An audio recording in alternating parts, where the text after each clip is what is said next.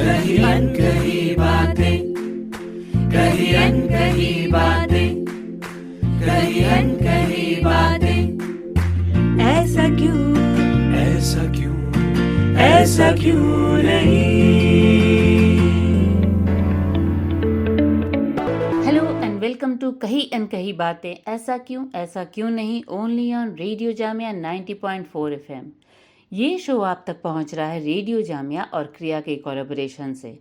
इस शो का main purpose है महिलाओं से जुड़े ऐसे इश्यूज को हाईलाइट करना, उनके बारे में बात करना जो उनकी पोजीशन को फैमिली में, समाज में, कम्युनिटी में और देश में without any gender bias strong करे और उनके स्टेटस को मजबूत बनाए। मैं हूं शालिनी और मैं क्रिया के साथ काम करती हूं।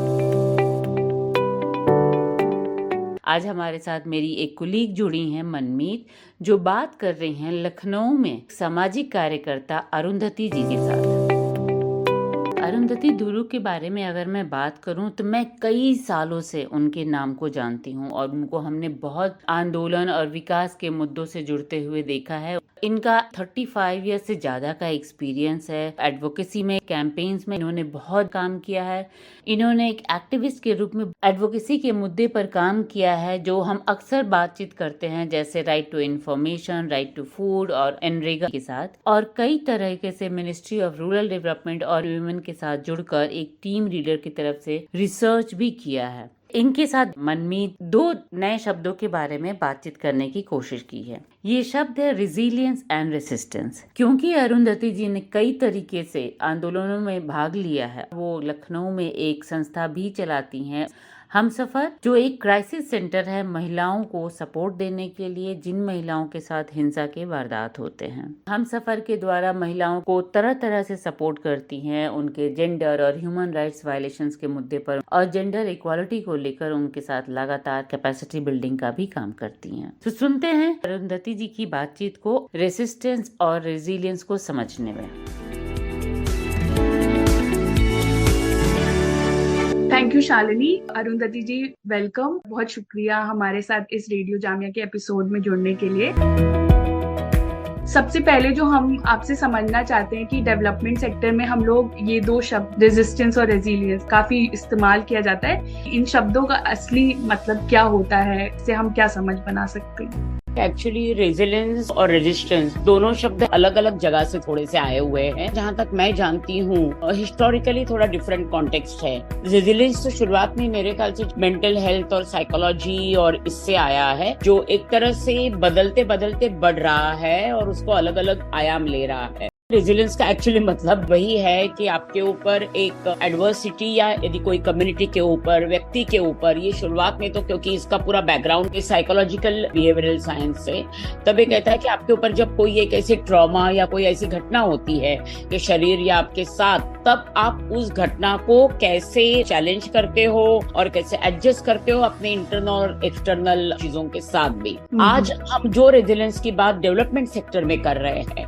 वो रेजिलियंस मुझे लगता है हम खास करके कुछ सालों में एक तरह से मूवमेंट्स हुए हैं। इसमें ज्यादा इंटरनेशनल मूवमेंट्स के साथ, साउथ अफ्रीका की मूवमेंट, इनके साथ इसका एक बहुत गहरा संबंध रहा है। जी बिल्कुल। आप सुन रहे हैं कही अनकही बातें, only on radio Jamia 90.4 FM। ऐसा क्यों, ऐसा क्यों, ऐसा क्यों नहीं। तो क्या आप हमें इन मूवमेंट्स के बारे में, जो साउथ अफ्रीका का मूवमेंट है और साथ ही साथ जो इंडिया में, भारत देश में कुछ मूवमेंट्स हुए, उनके बारे में थोड़ा और बताएंगे क्या? मुझे यही लगता है मन में, जो पूरी ब्लैक मूवमेंट का एक जो हिस्ट्री रही है, साउथ अफ्रीका की हो, यूएस की हो, यहाँ पे ये रेजिलियंस का शब्द एक प्रकार से इसमें स्ट्रेंथ बढ़ाने के लिए, चेंज करने के लिए अडॉप्ट करके अपनी स्थितियां बेहतर बनाने के लिए कैसे कर सकते हैं। रेजिस्टेंस भी मूवमेंट से ही आता है, जिसकी हिस्ट्री सालों की है, म्हणजे दशकों की है।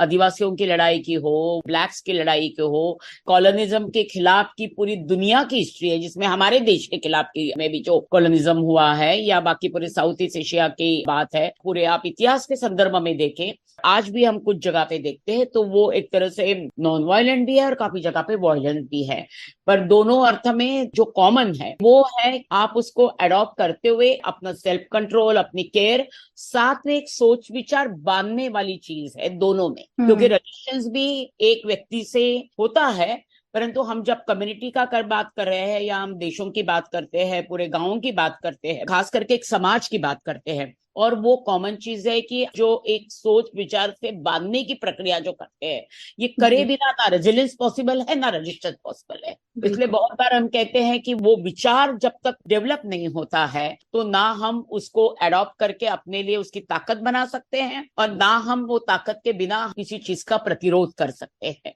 ऐसी कम्युनिटीज मुझे जहां पे दिखाई देती है मनमीत जी, ब्लैक लाइव्स मैटर की बात हो, तो इंटरेस्टिंग है, क्योंकि वो खाली ब्लैक्स की लड़ाई नहीं रह गई है, आज वो महिलाओं की लड़ाई है, जेंडर की लड़ाई भी उतनी ही स्ट्रांग है, और उससे साथ साथ प्रोग्रेसिव तबके की एक पूरे अथॉरिटेरियन रेजिम, फैसिज्म के रेजिम के खिलाफ की लड़ाई का उसने जो रूप लिया है, और शुरू कहीं से एक छोटी सी जगह से, एक घटना से होते हुए कहीं ना कहीं आज हम भी वही गाने गाते हैं।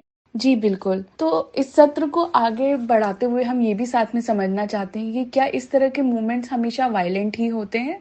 मुझे लगता है मनमीत, आज भारत के आदिवासी कम्युनिटी ने भी जो लड़ाई लड़ी है, तब रेजिलियंस उन्होंने अपने यहाँ से लाया है, उन्होंने अपना साहित्य निर्माण किया है, लड़ने के तरीके अलग अलग ढूंढे हैं, क्योंकि ये कल्चरल, सोशल रिवोल्यूशन और इकोनॉमिक भी वो एक अच्छा रेजिलियंस और रेजिस्टेंस का बहुत बड़ा उदाहरण है। और आज भी भारत में हम 50 साल का इतिहास देखें, 30 साल में हम कहेंगे कि आज भारत में कोई लड़ाई नहीं चल रही है, मुझे तो कोने कोने में दिखाई देती है। मैं 4-5 लड़ाइयों का यहाँ कम्युनिटीज का संदर्भ रख सकती हूँ। इसमें से एक मुझे लगता है कि जो पूरा आसाम का आंदोलन हुआ, और जो खास करके विद्यार्थियों ने लड़ा, वही स्टूडेंट रजिस्ट्रेशन की परंपरा हम रोहित वेमुला के साथ देखते हैं। बाकी आज भी जहाँ पे स्टूडेंट्स चैलेंज कर रहे हैं, क्योंकि हम देख रहे हैं कि बेरोजगारी बढ़ रही है, उसके बावजूद निर्भया के समय आपको याद होगा कि लाखों के तादाद में यंग लोग रास्ते पे थे।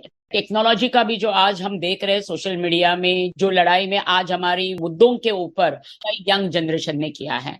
हमारे जैसे लोग शायद सोशल मीडिया और पूरा इतना वायरल फैलाव नहीं कर पाते, पर आज एक ट्विटर और एक इंस्टा से एप्स किसी ने बनाए, एक बार जब लड़ाई के हम जब ट्विटर स्टॉर्म करते, वो रजिस्ट्रेंस का हथियार बना और एक पॉजिटिव हथियार बना। ये भी एक नॉन वायलेंट हथियार है, जब हम अपने आवाज को एम्पलीफाई इतनी बड़ी जगह पे करते हैं। जी। और आखिर में हमारे विद्यापीठ, यूनिवर्सिटी और स्कूल्स है क्या, यदि वो विचारों को ना लाए समाज में समता और समानता और न्याय की लड़ाई के लिए। Thank you so much Arundhati ji. हमने आज सुना रेसिस्टेंट और रेजिलियंस को लेकर अरुंधति जी से। इस एपिसोड को सुनकर आज हमारे सुनने वाले साथी को कैसा लगा? अगर आप उसको लेकर हमारे साथ अपने व्यू पॉइंट्स या फीडबैक शेयर करना चाहते हैं, आप हमें लिख सकते हैं kriya@kriyaworld.org पर। इसी के साथ मैं शालिनी आपसे विदा लेती हूँ, और अगले सप्ताह फिर मिलती हूँ नए एपिसोड को लेकर, नए शब्द को लेकर। कही अनकही बातें, ऐसा क्यों नहीं मैं।